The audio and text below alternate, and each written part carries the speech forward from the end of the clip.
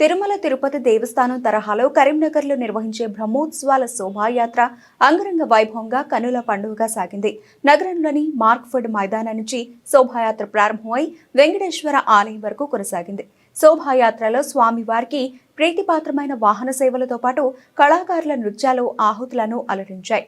నగరం అంతటా శోభాయాత్రను తిలకించడానికి పట్టణ ప్రజలు బార్లు తీరారు.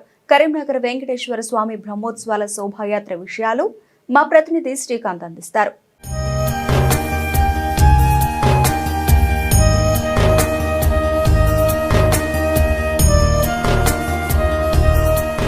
తిరుమల తిరుపతి దేవస్థానం తరహాలో కరీంనగర్ లో బ్రహ్మోత్సవాలు 23వ తేదీన అధ్యయనోత్సవాలతో మొదలై చక్ర స్నానంతో 29వ తేదీ ముగిసినప్పటికీ కూడా ఈ రోజు అంటే సమ్మక్క సారలమ్మ జాతర వల్ల కూడా ఒక 2 రోజుల గ్యాప్ అనంతరం ఈ రోజు శోభాయాత్ర ఘనంగా పద్మనగర్ రామ్నగర్ మార్క్ఫెడ్ పద్మనగర్ గ్రౌండ్ నుంచి కూడా శోభాయాత్ర ఇప్పుడు మొదలయ్యింది. దీనికి సంబంధించి పెద్ద ఎత్తున కూడా భక్తులంతా కూడా తరలి వస్తున్నారు. వాళ్ళంతా కూడా ఆ స్వామివారి శోభాయాత్రలో ఉత్సాహంగా పాల్గొంటున్నారు.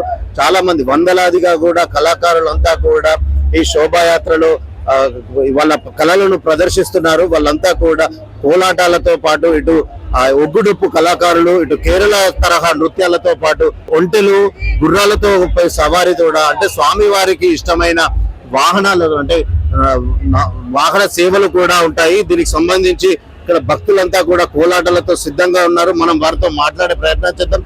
చెప్పండి, మీరు ఎన్ని సంవత్సరాలుగా ఈ సేవలో పాల్గొంటున్నారు? ఎప్పటి నుంచి ఉంటున్నారు? 10 years నుంచి పాల్గొంటున్నాం ఈ సేవలో. గోవిందపతి శ్రీవార సేవ 10 years నుంచి పాల్గొంటున్నాము. మా కరీంనగర్ లో ఈ శ్రీవార సేవ అంటే అసలు మా అదృష్టం అనుకుంటున్నాం. మేము ఇక్కడ ఈ కరీంనగర్ లో సేవ చేయడము, ఇంత మంచి ప్రోగ్రామ్ లో పాల్గొనడం అంటే మా తల్లిదండ్రులు చేస్తున్న పుణ్యము. మా గోవిందపతి శ్రీవార సేవ ఫౌండేషన్ చైర్మన్ గారు శ్రీనివాస్ గారు ద్వారా మా ఫౌండేషన్ నడుస్తున్నది. ఆయన ద్వారా ఇంత మంచి కార్యక్రమం నడిపిస్తున్నారంటే మా అదృష్టం అని అనుకుంటున్నాం. మీరు చెప్పండి, ఈ కళలకు సంబంధించి కళాకారులు పెద్ద ఎత్తున వందలాదిగా కూడా కళాకారులు ఎట్లాంటి నృత్యాలు ఇక్కడ ఈ శోభాయాత్రలో జరుగుతున్నాయి? చాలా కళలు వస్తాయండి. బోనాలది,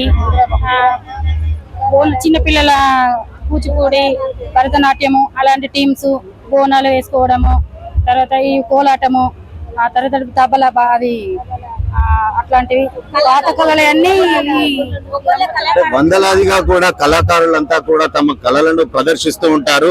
అయితే ఈసారి ఎన్నికల కోడ్ నేపథ్యంలో కూడా ఆ పొలిటికల్ ఇన్వాల్వ్మెంట్ కూడా లేకపోయింది. అంటే ప్రతిసారి కూడా మంత్రి ఈ శోభాయాత్రలో పాల్గొని ఘనంగా ఈ ఉత్సవాలను నిర్వహిస్తారు. కానీ ఎన్నికల కోడ్ నేపథ్యంలో కూడా రాజకీయాలకు దూరంగా అంటే దీనికి సంబంధించి శోభాయాత్రలో రాజకీయ నాయకులు ఎవరు పాల్గొనకపోవడం, ఈ శోభాయాత్ర కేవలం భక్తులు ఆలయ ఈవో ద్వారా మాత్రమే ఈ శోభాయాత్ర కొనసాగుతుంది. ప్రస్తుతం ఇక్కడ రామాయణ మహాభారత ఇతిహాసాలకు సంబంధించి వేషధారణలతో కూడా చిన్నారులు ఒక ప్రత్యేక ఆకర్షణగా కూడా నిలుస్తున్నారు. ఈ శోభాయాత్రను అంటే కరీంనగర్ రామ్నగర్ మార్క్ఫెడ్ మైదానం నుంచి కూడా గీతాభవన్ చౌరస్తా నుంచి అటు కమాన్ నుంచి ఇటు వెంకటేశ్వర స్వామి ఆలయం వరకు కూడా ఈ శోభాయాత్ర కొనసాగుతుంది.